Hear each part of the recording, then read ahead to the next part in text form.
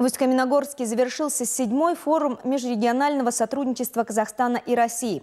Это событие широко освещали средства массовой информации двух государств. Специально для журналистов, чтобы вовремя передавать материалы в СМИ, были организованы большой и малый пресс-центры с высокоскоростным интернетом. Обеспечил техническую поддержку партнер форума «Казахтелеком». Подробности в материале Аннели Сенбердиной. Ноутбуки, телефоны, факсы, а главное интернет. Большой и малый пресс-центры, созданные специально к форуму, оснащены по последнему слову техники. Здесь есть оптоволокно, которое соединяется с сетью передачи данных и интернет. Значит, скорости оборудования обеспечивают достаточно высокие, чтобы обеспечить высокоскоростной интернет для 150 журналистов одновременно.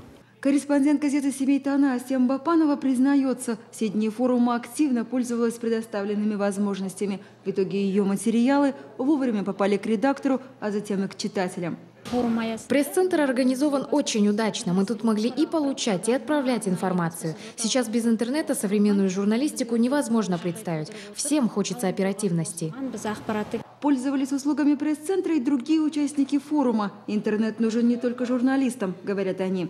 При проведении таких форумов обязан быть пресс-центр, где специалистам можно было бы напечатать какие-то документы, подготовить какие-либо соглашения, которые бы позволили бы и распечатать их, и в то же время при необходимости отправить при помощи интернет-услуг.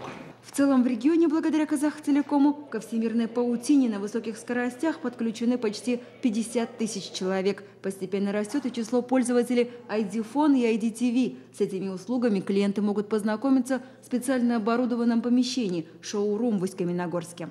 Это новый проект Казахтелекома. Мы его специально открыли здесь, потому что основное количество клиентов, посетителей буквально находится рядом. И чтобы они могли скоротать время, здесь они полный спектр новых услуг предоставлен. Цифровое будущее уже не за горами. IDTV, к примеру, уже сегодня позволяет смотреть фильмы и передачи на заказ, делятся специалисты Казахтелекома и сообщают, что и впредь готовы обеспечивать регион только качественными услугами. Аннели Сенбердина, Алексей Ушаков, Руслан Мухамедеров, национальный телеканал «Казахстан», Усть-Каменогорск.